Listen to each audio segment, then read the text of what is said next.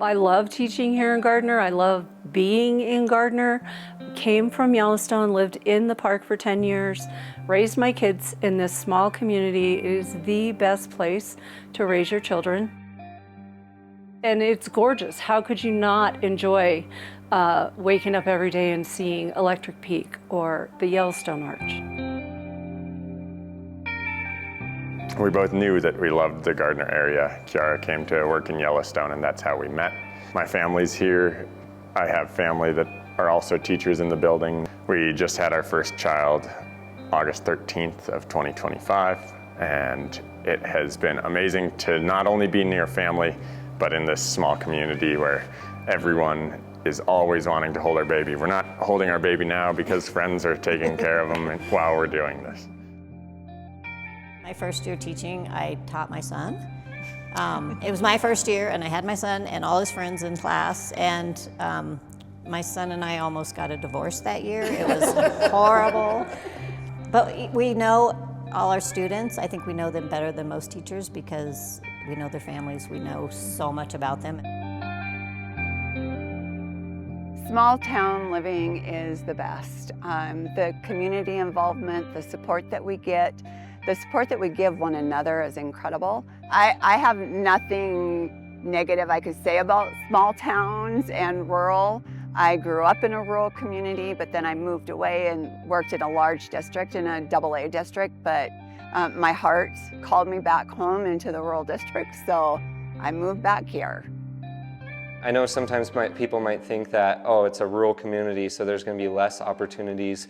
But in my experience, I've actually found more opportunities for myself than I ever thought I would be doing. I joined a bowling league. I did like a co-ed volleyball league. I've gotten to do some really cool projects around town. One of the things I've learned in a small community is it's all of those pieces that really come together and make rural communities awesome.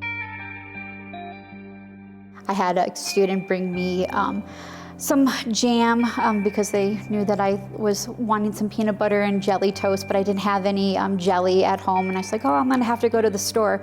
So the next day they brought me some homemade jam that their mom had made. Hopefully the mom knows that they had taken it and given it to me. But little things like that that make coming into school every day and seeing their smiles and that return respect from the students. We love and cherish our students, but they also respect and care about us as well.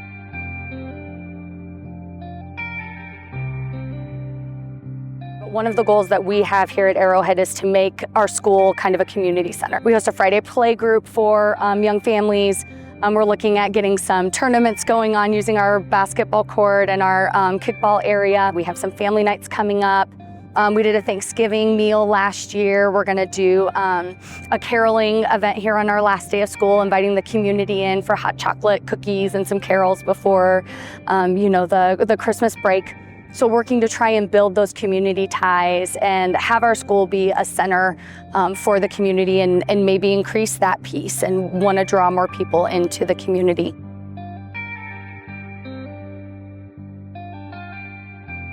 The reason that I came here was not to knock the issues, knock the community of Lodge Crest, because this is who I am, this is where I came from. I came here to help because if there's nobody who's really truly caring and interested in making a difference instead of pointing the finger, I think they're not going to have a true, actual, veritable impact. In our community, I feel like relationships are key because we are so small and interconnected. What's most rewarding in terms of working in my own small hometown community is that I can learn about myself. I can learn about our people in a way that I never have, because as a kid, you're told to go out and get educated and come back and then give back. The one thing that I'm finding that is most rewarding is maybe the idea that maybe I didn't ever have to leave.